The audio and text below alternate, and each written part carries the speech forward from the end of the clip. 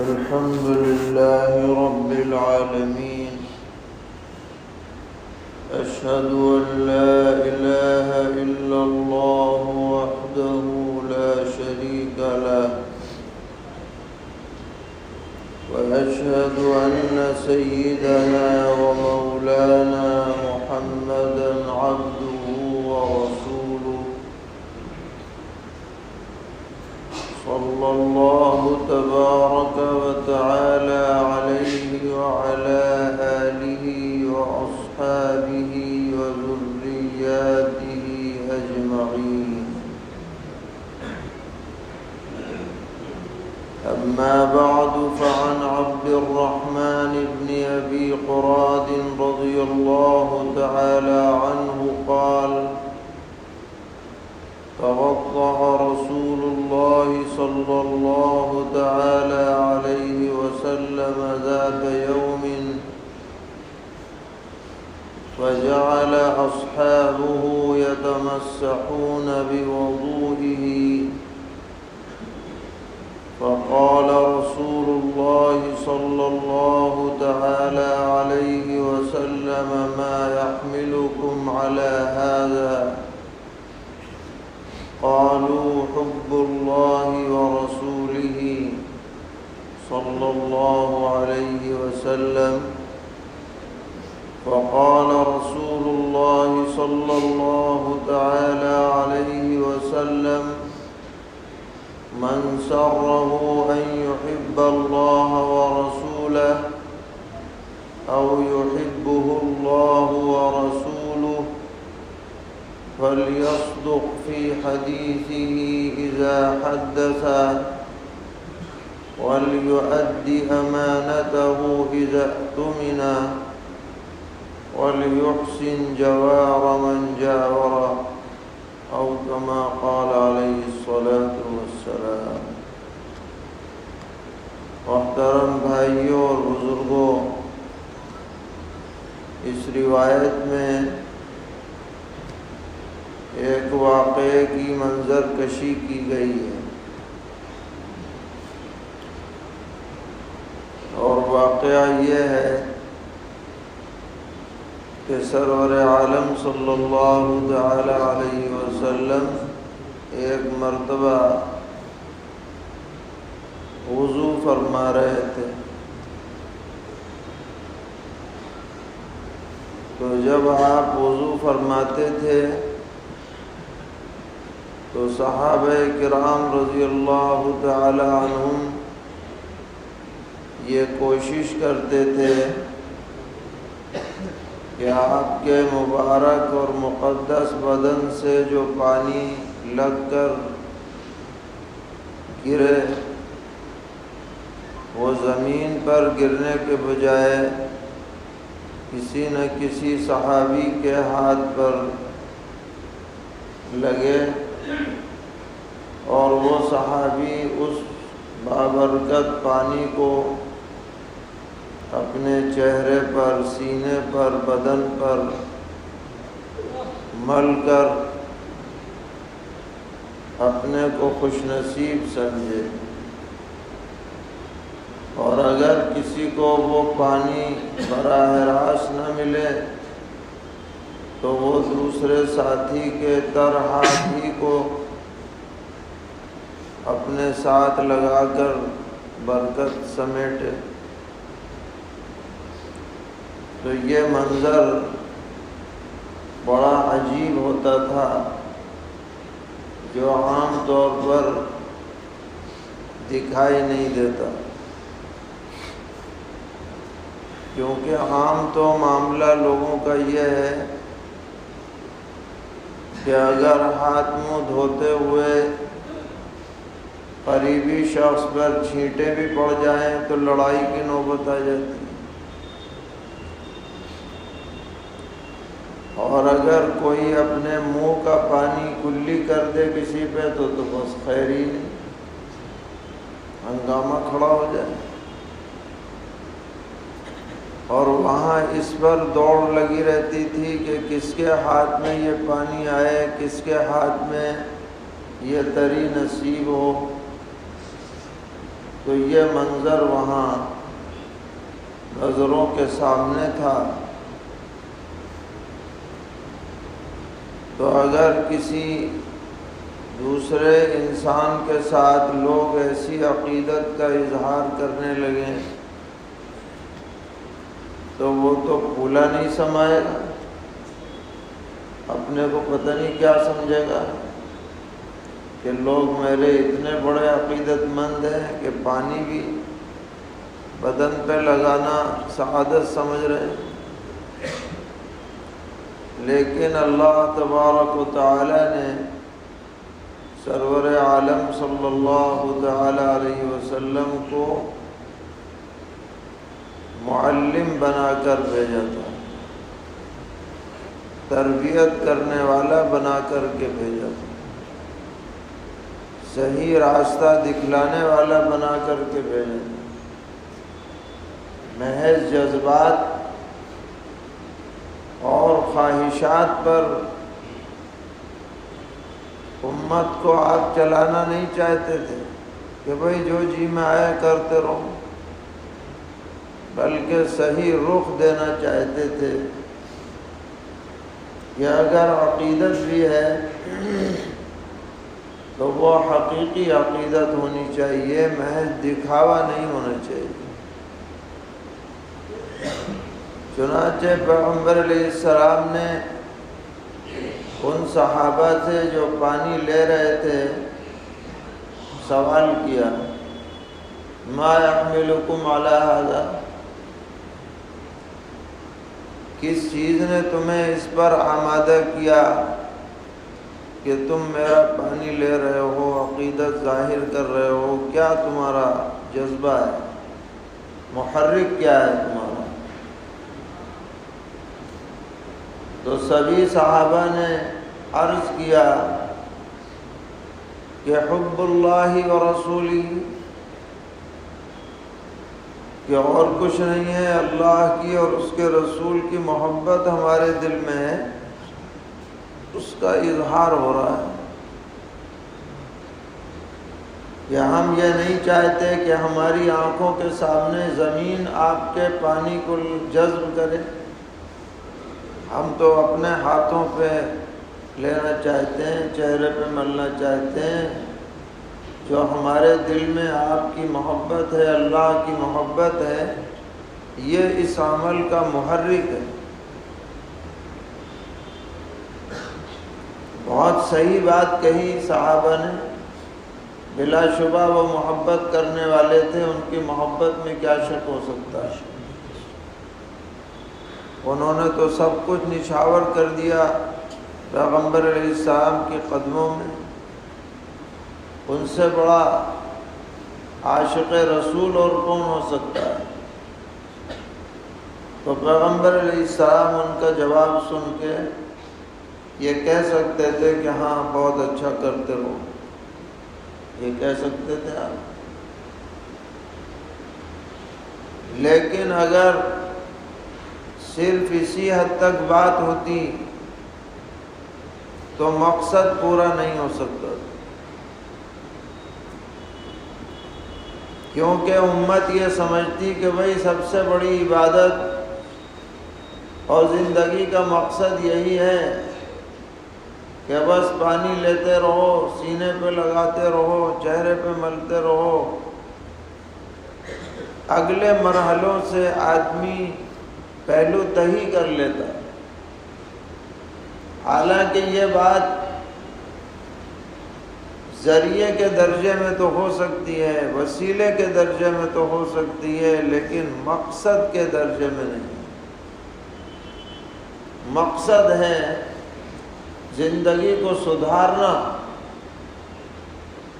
ایمان والی صفات اپنے اندر پیدا کرنا، اسلام کی بنیادوں پر قائم رہنا۔ اگر وہ مقصد آدمی کی زندگی میں ہے تو اگر پانی پہ ہاتھ نہ بھی لگایا تو بھی کام چلے گا، اور اگر وہ مقصد آدمی میں نہیں پایا جا رہا تو محض پانی لگنے سے نجات نہیں ہو سکتی۔ یہ تو پانی کی بات ہے۔ پیغمبر علیہ السلام کے زمانے میں منافقوں کا سردار تھا عبداللہ ابن ابی ابن سلول، چھٹا ہوا دشمن تھا اسلام کا اور مسلمانوں کا اور پیغمبر علیہ السلام۔ کوئی موقع اس نے نہیں چھوڑا حضور کو ستانے میں، کوئی موقع نہیں چھوڑا۔ نہایت درجے شاطر اور خبیث آدمی تھا۔ اس کا انتقال ہوتا ہے، اس کے جو بیٹے تھے وہ مخلص صحابی تھے، منافق نہیں تھے۔ انہوں نے آ کر پیغمبر علیہ السلام سے درخواست کی کہ انتقال ہو گیا، آپ نماز پڑھا دیجیے۔ حضور اکرم علیہ السلام نے اس رئیس المنافقین کی نماز جنازہ پڑھائی۔ کسی مومن کی آپ جنازے کی نماز پڑھا دیں، اس کی مغفرت میں کوئی شک نہیں۔ ان صلاتک سکن لہم، قرآن کہتا ہے۔ لیکن اس رئیس المنافقین کی نماز جنازہ آپ نے پڑھائی، مگر یہ نماز جنازہ اسے جہنم سے بچا نہیں سکتی، کیونکہ مقصد سے غافل ہے۔ پھر آپ نے اپنا کرتا مبارک اس کے کفن میں استعمال کے لیے دیا۔ اتنی بابرکت چیز جو آپ کے بدن سے لگی ہوئی ہو، اس میں اسے کفنایا گیا۔ اور بعض روایتوں میں ہے کہ جب اسے قبر میں رکھ دیا گیا تو آپ نے اپنا لعاب دہن اس کے منہ میں ڈال دیا۔ اتنی برکت والی چیز، مگر یہ بھی نجات نہیں دے گی، کیونکہ ایمان نہیں ہے، مقصد سے غافل۔ تو برکت والی چیزیں بے شک برکت والی ہیں، مگر وہ مقصود نہیں ہیں، وہ ذریعہ بن سکتی ہیں، وسیلہ بن سکتی ہیں، نجات کا سبب نہیں بن سکتی۔ اس لیے حضور نے فرمایا سنو، خالی پانی پہ ہاتھ مت لگاؤ، بلکہ اگلی بات سنو، یہ ہم سب کے لیے تنبیہ ہے، قیامت تک آنے والوں کے لیے تنبیہ ہے کہ خالی نعرے مت لگایا کرو، خالی جھنڈے لگانے سے اپنے کو نجات والا مت سمجھو، دعویٰ کرنا کافی نہیں، معیار پر پورا اترنا پڑے گا۔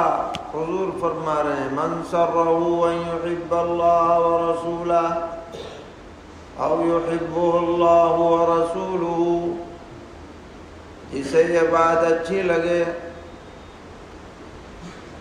کہ اللہ اور اس کے رسول سے محبت کرے، یا اللہ اور اس کے رسول کا محبوب بن جائے، تو اسے 3 کام کرنے پڑیں گے۔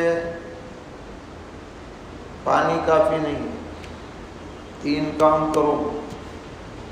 فَلْيَصْدُقْ فِي حَدِيثِهِ إِذَا حَدَّثَ، پہلی بات یہ ہے کہ جب بھی بات کرے تو سچی بات کرے، جھوٹ نہ بولے۔ نعرہ تو ہے کہ ہم محبت رسول کرنے والے ہیں، اور بات بات پہ جھوٹ بولتا ہے اور سچائی پہ قائم نہیں ہے، پر لوگوں کو دھوکہ دیتا ہے اور زبان کی حفاظت نہیں کرتا۔ اللہ کے ہاں اس دعوے کی کوئی حقیقت نہیں، یہ دعویٰ جھوٹا ہے، ڈھونگ ہے۔ سچائی لازم ہے ایمان کے لیے۔ نبی اکرم علیہ السلام نے فرمایا کسی مومن کی طبیعت جھوٹ پر ڈھالی نہیں گئی ہے، یعنی جس کے اندر سچا ایمان پایا جاتا ہو وہ جھوٹ بول کے مطمئن ہو جائے، یہ ممکن نہیں، کبھی بھی جھوٹ نہیں بولے۔ جان چلی جائے گی جان دے دے گا، مال چلا جائے گا مال دے دے گا، عزت پر آ رہی ہوگی تو اس کی پرواہ نہیں کرے گا، لیکن سچ پر قائم رہے گا۔ یہ ایمان کی سب سے بڑی صفت ہے کہ آدمی جب بھی بات زبان سے نکالے تو 100% سچی نکالے، تب سمجھا جائے گا ہاں بھئی یہ عاشق رسول ہے، یہ محب رسول ہے، یہ محبوب رسول ہے، جب سمجھا جائے گا۔ اور فرمایا وَلْيُؤَدِّ أَمَانَتَهُ إِذَا تُؤْمِنَ، اور دوسرا معیار یہ ہے کہ جب اسے امین بنایا جائے تو اپنی امانت 100% صحیح ادا کرے۔ کسی نے کوئی چیز رکھوا دی تو اس میں خیانت نہ کرے، جب وہ مطالبہ کرے جو کہ تم واپس کرے، اس میں قطر بیوت نہ کرے۔ کسی ادارے کا ذمہ دار بنا دیا جائے اس میں مالی خرد برد نہ کرے، مسجد کا متولی بنا دیا جائے سارا حساب کتاب درست رکھے،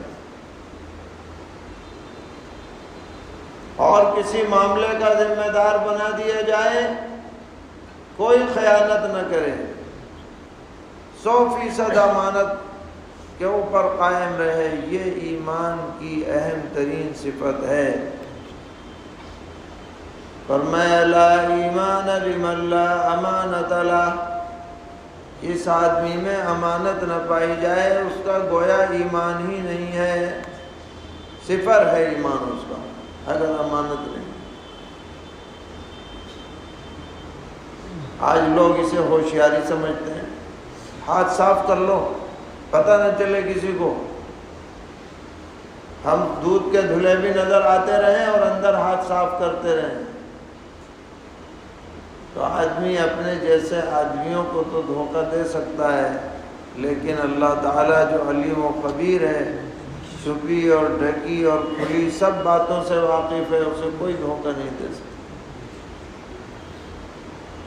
جو اس دنیا میں امانت میں خیانت کرے گا قیامت میں بچ نہیں پائے گا۔ سرور عالم صلی اللہ تعالی علیہ وسلم نے فرمایا کہ جب پل صراط پر لوگ گزرنے لگیں گے اور سب کو گزرنا ہے، کوئی بچے گا نہیں، تو ترسل الامانۃ والرحم، امانت داری اور رشتہ داری ان دونوں کے چیک پوسٹ بنائی جائیں گے اس میں داخلے سے پہلے، اور جس نے بھی رشتہ داری کو توڑا ہوگا اور جس نے بھی امانت میں خیانت کی ہوگی وہیں دھر لیا جائے گا، آگے چلنے کا موقع ہی نہیں۔ ترسل الامانۃ والرحم، اور وہاں سب کچا چٹھا سامنے آ جائے گا۔ آپ یہ اچھی طرح یاد رکھیے کہ ہمارے اور آپ سے تو بات چھپ سکتی ہے، اللہ کے ریکارڈ میں کوئی بات چھپی ہوئی نہیں۔ 1 روپیہ بھی اگر گڑبڑ ہوگا وہ بھی وہاں چیک پوسٹ پہ سامنے آ جائے گا کہ یہ آ رہا ہے چور، اس نے فلاں کی امانت میں خیانت کی، تو پکڑ لو اسے، وہاں سے بچ کے جا نہیں سکتے اس چیک پوسٹ سے۔ تو اگر محبت رسول کا دعویٰ ہے، امانت کا معیار پورا ہونا چاہیے، اس میں کمی نہیں ہونی چاہیے۔ اور تیسرے نمبر پر فرمایا وَلْيُحْسِنْ جَوَارَ مَنْ جَاوَرَهُ، اور اپنے پڑوسیوں کے ساتھ اچھا برتاؤ کرے، کوئی بھی پڑوسی، حتیٰ کہ اگر غیر مسلم پڑوسی ہے اس کے ساتھ بھی اچھا برتاؤ ہو، اس کے دکھ درد میں شریک ہو، اپنی ذات سے اس کو تکلیف مت پہنچاؤ، اس کے حق کو مت دباؤ۔ اس کی جان مال عزت آبرو کی ایسے ہی حفاظت کرو جیسے کہ اپنی حفاظت کرتے ہو. یہ ایمان کا تقاضا ہے. قرآن پاک میں اس کی تاکید ہے. والجار ذی القربى والجار الجنب. نبی اکرم علیہ الصلوۃ والسلام نے ارشاد فرمایا کہ حضرت جبرائیل علیہ السلام میرے پاس بار بار آ کر پڑوسی کے حق کی تاکید فرماتے تھے. مجھے یہ اندازہ ہونے لگا کہ اب کے جب آئیں گے تو یہ حکم لے کے آئیں گے کہ وراثت میں بھی اس کا حصہ ہے پڑوسی. یہاں تک تاکید کی. اور آپ نے قسم کھا کے فرمایا کہ واللہ لا یؤمن واللہ لا یؤمن. قسم ہے وہ آدمی مومن نہیں ہے جس کے پڑوسی اس کی ایذا رسانی سے محفوظ نہ ہو. یہ 3 معیار آپ نے اس حدیث میں بتائے ہیں. سچائی، امانت داری، پڑوسیوں کے ساتھ اچھا برتاؤ. ان 3 معیاروں پر جو کھرا اترے گا وہ محبت رسول کے دعوے میں سچا مانا جائے. یعنی آپ نے ان لوگوں سے یہ بات فرمائی جو عملاً محبت کا اظہار کر رہے تھے. ہم سے آپ سے براہ راست نہیں فرمائی، ان سے فرمائی جو محبت کا اظہار کر رہے تھے. اس لیے اس حدیث کی روشنی میں ہمیں اپنا جائزہ لینا چاہیے. سچائی میں ہم کس معیار پر ہیں، امانت داری کس درجے میں ہے، ہمارا پڑوس کے ساتھ کیا معاملہ ہے، کیا برتاؤ ہے. اگر درست ہے تو اور اچھا کرنے کی کوشش کریں، کوتاہی ہے تو درست کرنے کی کوشش کریں. اللہ تعالی ہم سب کو توفیق عطا فرمائے، غلطیوں سے محفوظ رکھیں. وصلی اللہ تعالی علی خیر خلقہ محمد وعلی آلہ